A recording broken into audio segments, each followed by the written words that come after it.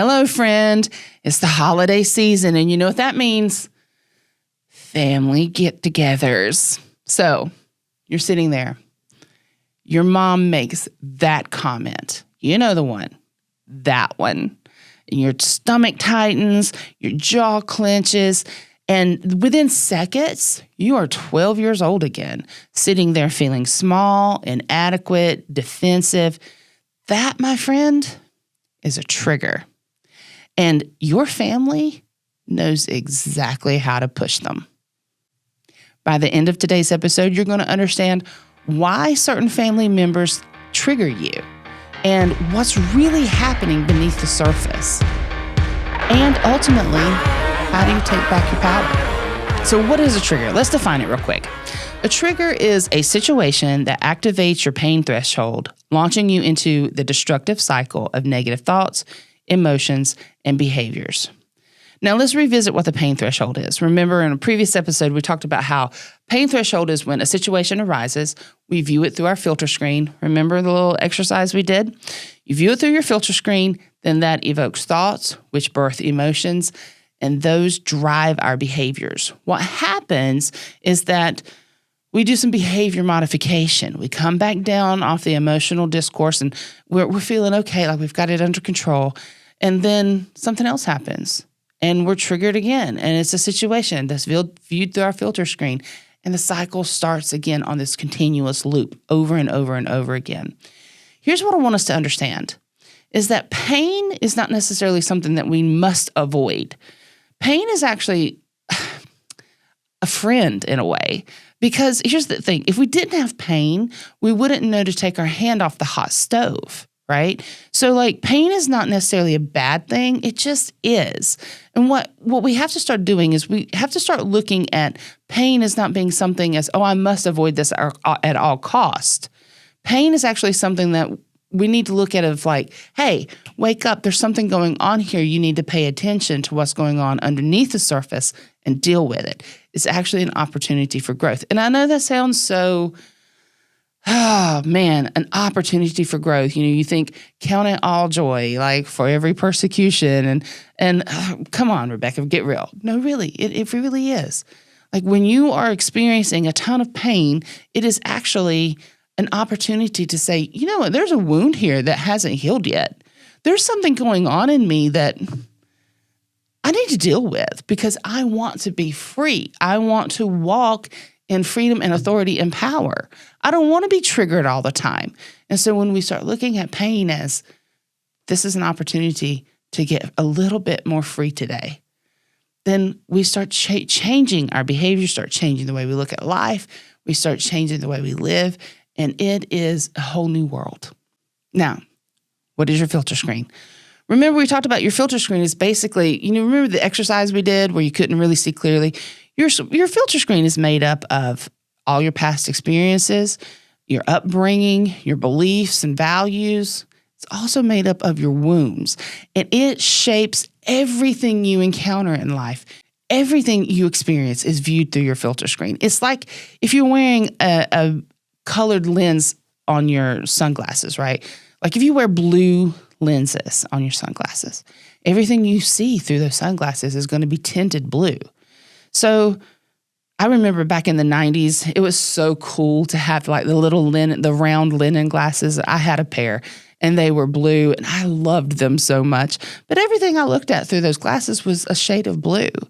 Now, I could still understand what things were, but they were definitely discolored and distorted.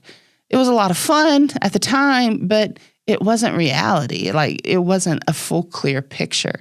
And that's what your filter screen does. It's like this lens and it colors everything you experience. It colors every encounter you have, every conversation, every look, verbal, nonverbal communication. It colors everything. And we have to recognize that it's there, and we all have one. We all have one, and it's comprised of all those different things, and it shapes everything. Now, let's talk about what a trigger is. Here are some common holiday triggers. You're sitting around the table, and then you hear, when are you getting married? Or, you've gained a little weight. Or maybe some eyes roll when you share good news, or there's heavy sighs when you speak, or you're constantly being dismissed or interrupted. The comparison game with your siblings. And even sometimes there's some unsolicited parenting advice. And when it comes from family, it just hits harder. It's like a perfect stranger could say something to you on the street about you not being a good parent. But then when it comes from your family about you not being a good parent, it just hits different. And here's why. Family triggers hit harder because, one, they installed the trigger button to begin with. The old family dynamics usually equal the deepest wounds. And they know your history. They know where the bodies are buried, so to speak. Like, they know your story. They know you. They were there when those triggers and buttons were installed to begin with. And here's what's crazy. You want their approval. Whether you admit it or not, we want to be approved by our family. We want their approval. We want their love. And we may tell ourselves we don't, but down deep inside we do. So let me give you a real example of how this breaks down. Situation. Dad sits there and says nothing when you share that you got a promotion at your job. He doesn't say anything. He just continues to eat his dinner. What's happening is all of a sudden you're having these thoughts that he doesn't care about my accomplishments. He doesn't think that I'm ever good enough. I'm never going to be good enough for his approval. I will never measure up. I will never meet the same expectations that my brother does. And what we do then, we start feeling hurt, shame, anger, inadequacy, disappointment. And a lot those thoughts and beliefs, those thoughts and emotions then birth behaviors of, like, we either over-explain ourselves, trying to prove that we're worthy of his acknowledgement. We maybe withdraw emotionally. We just sit there and just don't engage anymore throughout the whole dinner. Or maybe we get defensive and we say things like, well, you know what? I should have known it was always going to be like this. Whatever you want to think.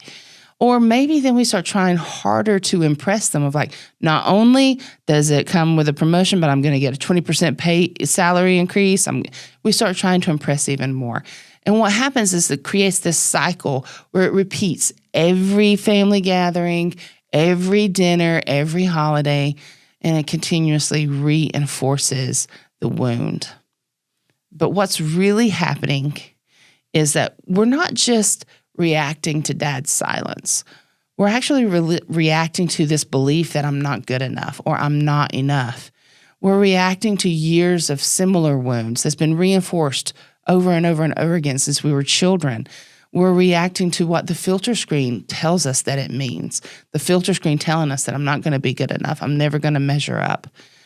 And the thing we have to also remember is that the only way to deal with this pain is not to avoid it, not go bounce around in it and just completely come out of the frame and melt into a puddle in the floor, but to deal with it, to process it, to go straight through it, acknowledge that it's there, and just go straight through it. There are 3 sources of triggers. One is your self-worth and value. These are the I am attacks, meaning like I'm not enough, or I'm unworthy, or I'm a failure. And then there's our relationship with others. See, out of our beliefs, we teach others how to treat us. So, like, if we have a relationship with others, like there's always this expectation, and we always try to meet that expectation. Then, there's that source. And then there's also our relationship with God. Whether we want to believe it or not, the filter screen actually distorts how we relate with the Father. It distorts how we view his character, how we understand he sees us, but also how we see him, how we view his character. Those are all sources of triggers. That's where they all come from those three things. Now, here are some common I am triggers. One is I'm not enough. Another is I'm too much. I'm a burden, or I'm unlovable. How about I'm a disappointment, or I'm invisible, or I'm always wrong. Behind every trigger is a belief. And here's how we're going to expose the trigger belief. First of all, I want you to ask yourself, once you get triggered, I want you to ask yourself, what keywords stand out to me? Like, what's the message that I'm receiving about who I am? What is my I am statement? Here's where we're going to start taking back our power. Romans 12:2 says, be transformed by the renewing of your mind. This is heart work, and Jesus is the healer. I want to share with you 6 steps to taking back your power at the holiday dinner table this year. Step 1, recognize the symptoms. There may be physical cues like a tightening of the chest, clenched jaw, racing heart. Your eyes might start twitching. There may be emotional signs such as anxiety, anger, shame. You may see a behavioral pattern like you withdraw, or you start over-explaining, or maybe you cry, or maybe you just sit there and eat 2 or 3 extra servings of pumpkin pie. When you see these, take a moment and write them down. You can't heal what you won't acknowledge, so we have to acknowledge that they're there. Step 2, I want you to identify one specific button. Keep it simple, 1 bite at a time. Remember, how do you eat an elephant? You eat it 1 bite at a time. Don't write down like, oh, my relationship with my dad. That is way too vague. It's way too big. There's no way you can eat it. Like, you're going to choke on that. Write down one specific thing. Here's some examples. Mom rolled her eyes at me when I mentioned my job. My sister interrupted me to talk about her kids. Dad sighed heavily when I walked in. Not my relationship with my mother. That's way too big. Then step 3, I want you to track the cycle. Meaning, I want you to write it down. What exact thoughts were you having when that happened? Don't filter it. Don't make it sound pretty. Just write it down. What's the truth? Then I want you to write down what emotions you were having. How did you feel? What were you feeling? And if you are struggling with understanding, maybe sometimes you're feeling a lot of things all at once and you can't quite pinpoint it. I have a whole list of emotions that can help you on this. I'll leave the link down below so you can grab that and that can help you process. Then what behaviors did you have? How did you respond? Did you cry? Did you have to get up and walk out? Did you withdraw? How did you respond? Don't analyze anything. Just write it all down. Then, step 4, we're going to dig to the core. So what are some keywords that jump off the page to you? Look at what you've written. What jumps off the page? What message do these words say about who you are? What is your I am statement? What's the lie? Here is where the rubber meets the road. This is the lie you're holding on to. What I am statement are you receiving? This is your stronghold. Then I want you to take step 5, which is replacing the lie with the truth. Get alone with the Father. This is not a super simple, fleeting, passerby prayer. This is where you want to get some time and just sit. Sit with God and ask Him these questions.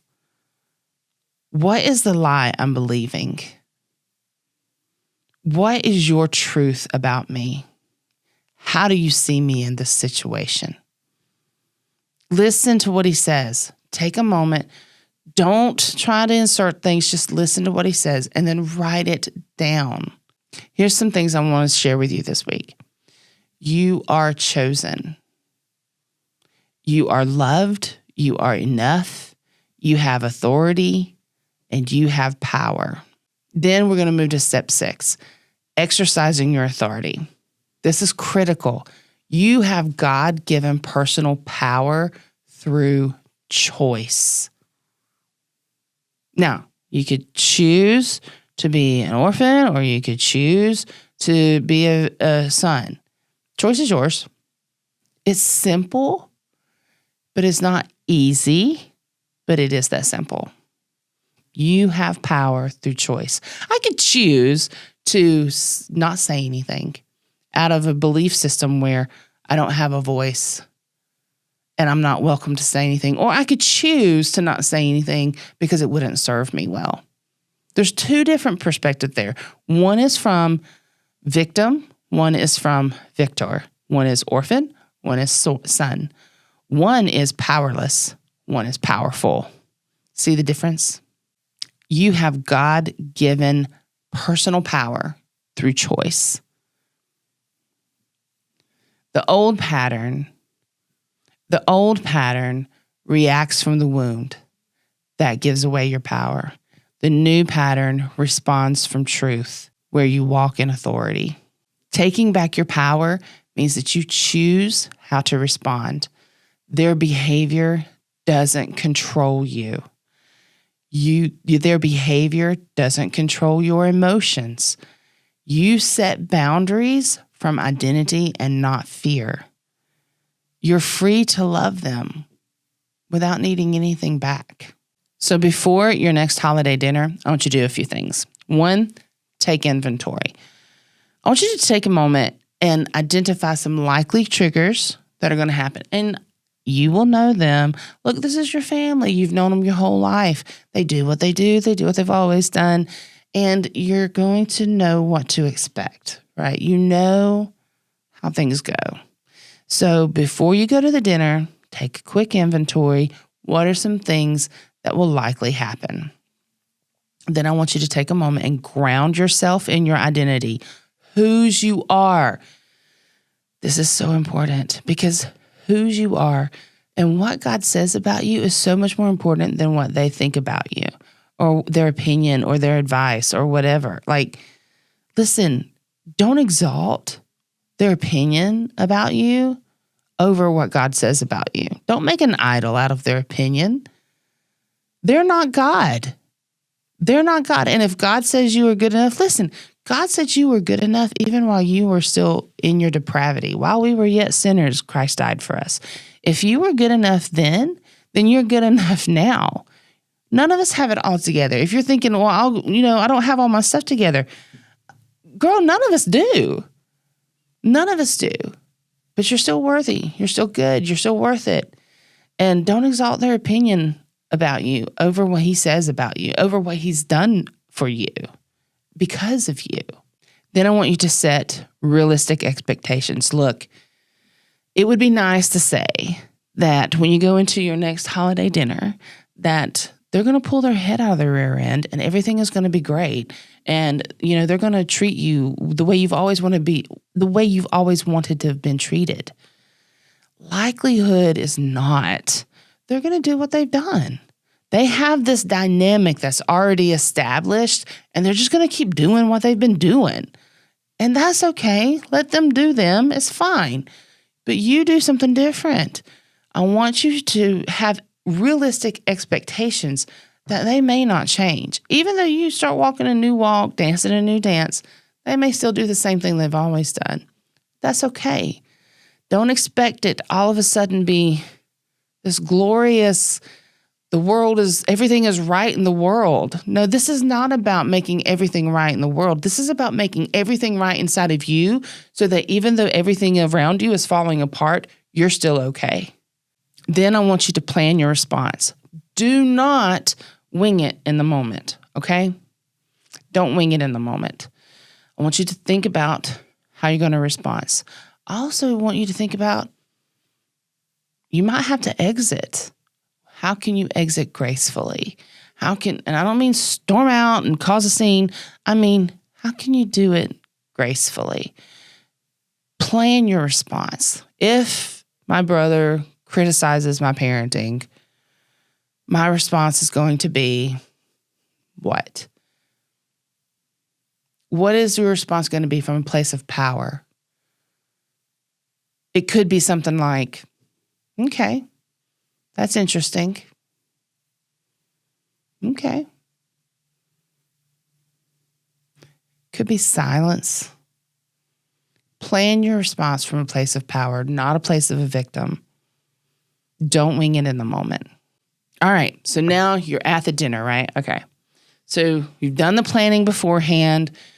You've anticipated and thought about what you're going to say, what you're going to do, what's going to happen, how they're going to be. You're there. All right? You're good. Then you're triggered. Here's what I want you to do. I want you to pause. Don't react immediately. Give yourself just a moment. Then I want you to breathe. Not only does breathing give your brain a moment to catch up to what's truth, but it also physically resets your body. You can start feeling the anxiety, all the emotional stuff coming up. If you give yourself a moment to take a deep breath, you're not just, there's two things going on here. There's not just the spiritual thing or the psychological thing. There's also a very real physical thing going on. By taking a moment to just breathe, you're giving your body an opportunity to catch up to where you know you're already going to go, right? Because you've already done the pre-planning work. You've already taken inventory before the dinner. So now you're giving your body a chance to catch up so that it doesn't start behaving in reaction mode. It starts behaving in response mode. That's totally different. Physically reset yourself by taking a breath. Then I want you to remember the truth. I am enough because God says I am. Not because you say I am or because you say I'm not. What you say, of course, okay, here's the thing. Of course we want our family to approve of us. Of course we want them to love us for who we are. We don't want to hear their criticizing voice.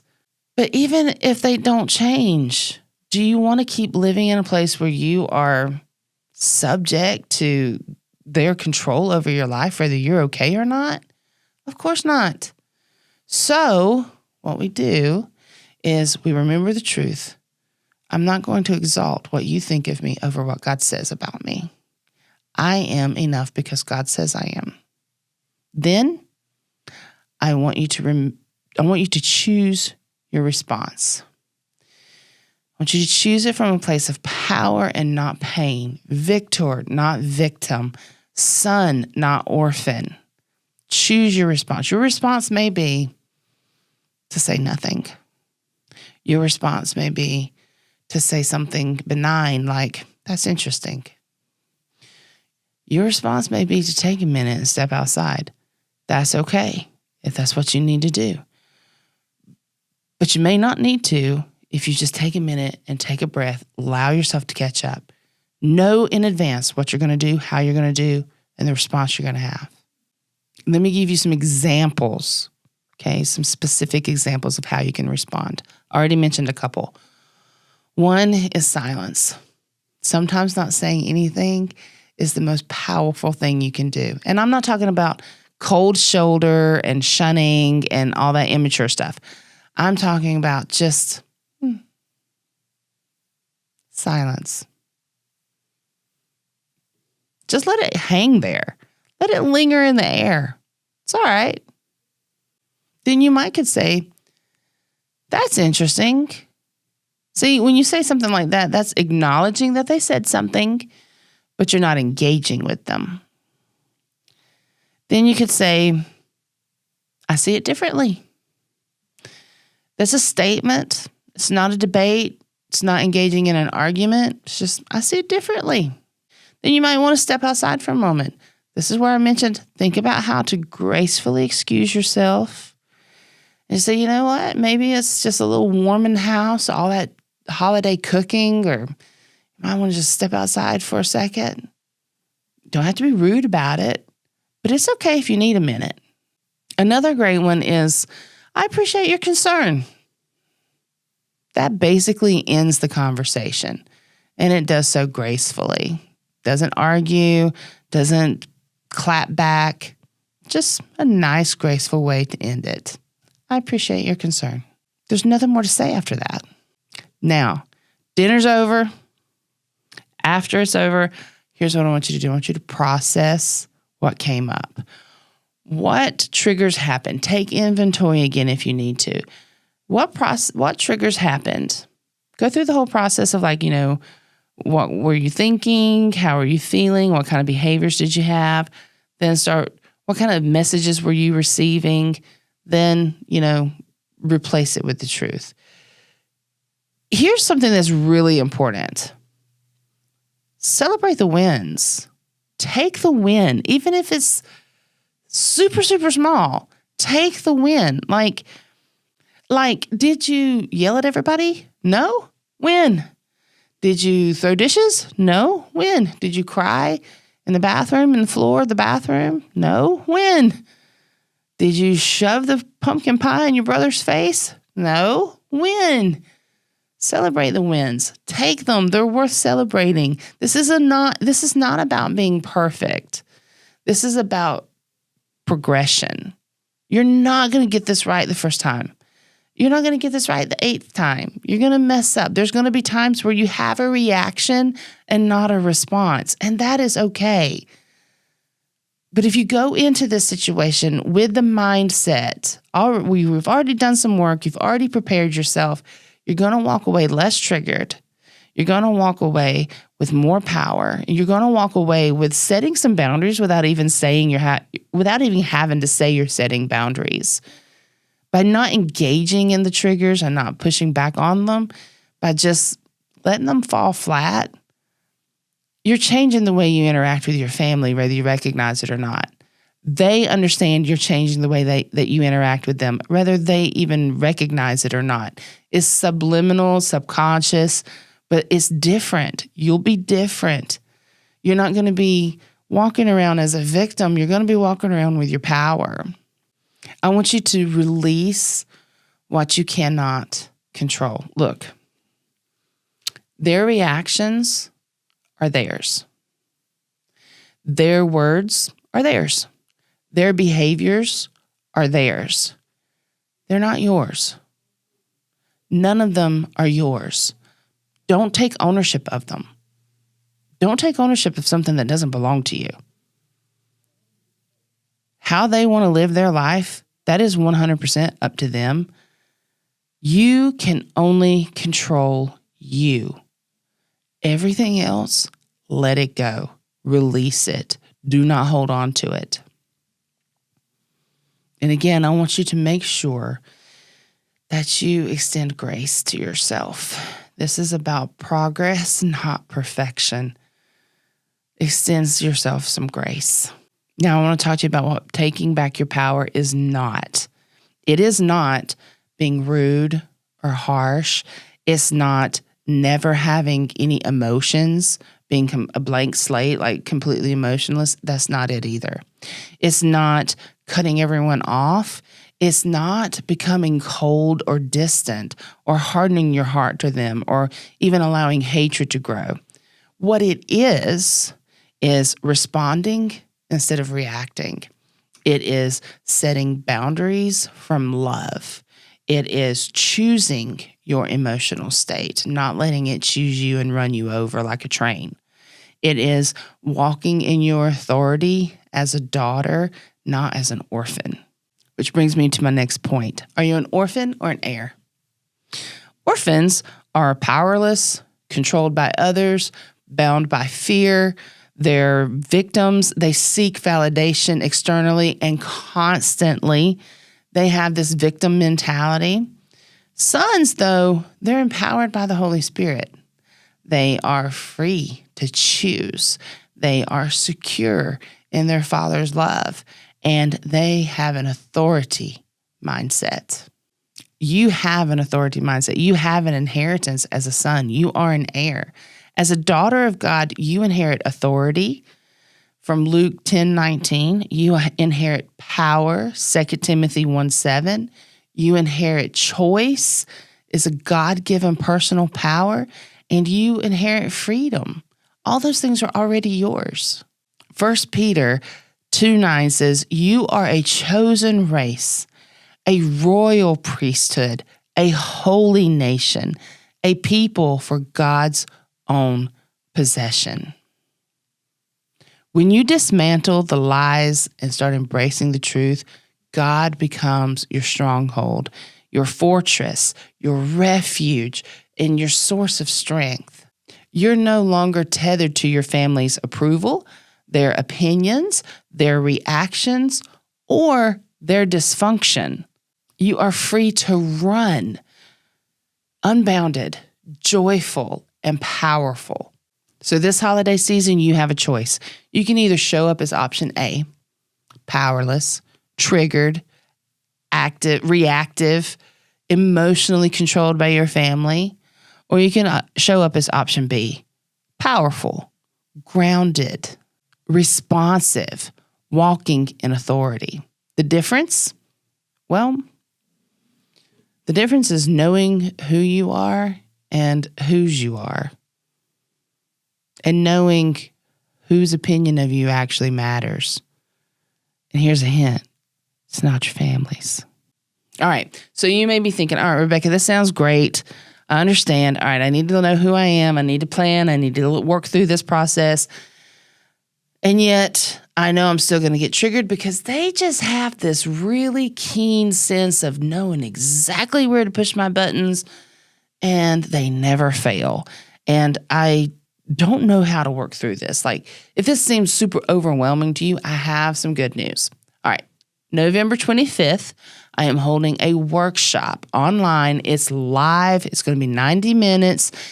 And we're going to work really deep. We're going to go into this where I will work through this process with you in depth to uncover a trigger that you have, or a limiting belief that you have. We're going to unearth it. We're going to get to the root of it. I'm going to show you in live time how to do this process. And if you can't make it, don't worry. This week, I want you to make sure that you take some inventory, prepare yourself before you get to the family dinner. Go in with a plan, all right? Go in with a plan. Then while you're there, don't forget to pause, breathe, remember the truth, and then have a response, not a reaction. If you're interested in attending the workshop, I'm going to leave the link in the description box below. Make sure you go save a spot. I'm going to leave it very limited to a small group because I want to be able to work as closely as possible with you. So before I sign off, I want to remind you of one more thing. You are not powerless. You have authority. You have choice. You have the Holy Spirit. Listen, the buttons may still be there, but you get to choose rather they get pushed. I hope you got some value out of today's episode. If so, make sure to like, share, subscribe. Hit the bell icon so that you get notified every time we upload a video. Make sure you share it with a friend, helps us spread the word, and I'll see you next time.